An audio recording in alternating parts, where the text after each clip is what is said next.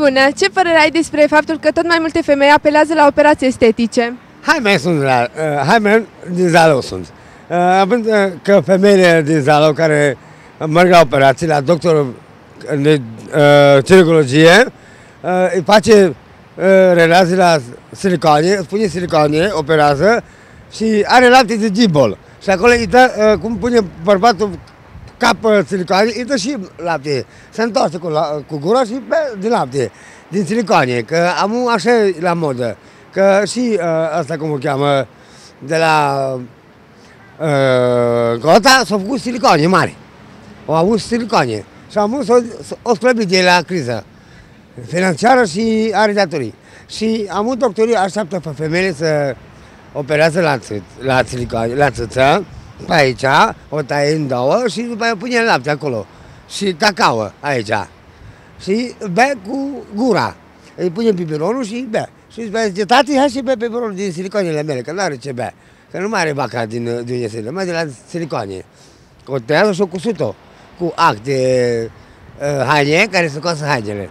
Eu cusut-o. Și după aia o sperat fata, că de ce mă doare? Nu că te-am omorțit, dar dat în jet aici, în spate, ca să te ormoltească tot plămânul, ca să nu mai simți durerea.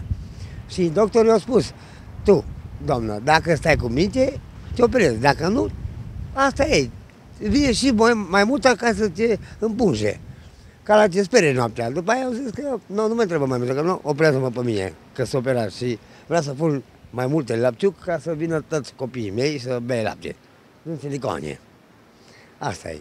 Și doctorul a spus, nu, aici ți-am băgat, am făcut operație, deci îți dai drumul. Când se doare cu capul, bei.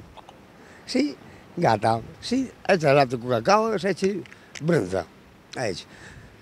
Și după aia i-a spus, fetele să aibă grijă unde să facă, unde aibă grijă să opereze sau mai ales la familie, dacă are hernie, ca să meargă la operație, ca să scoată piatra de acolo și să îi dea la animale, să mănânce, să arunce la gunoi și operează doctorul care contează la femei, la ginecologie, acolo. Și după aia așteptăm să vedem rezultatele de la doctor ce au făcut, analizele curate la fete. Mulțumesc, Jaime Zalău.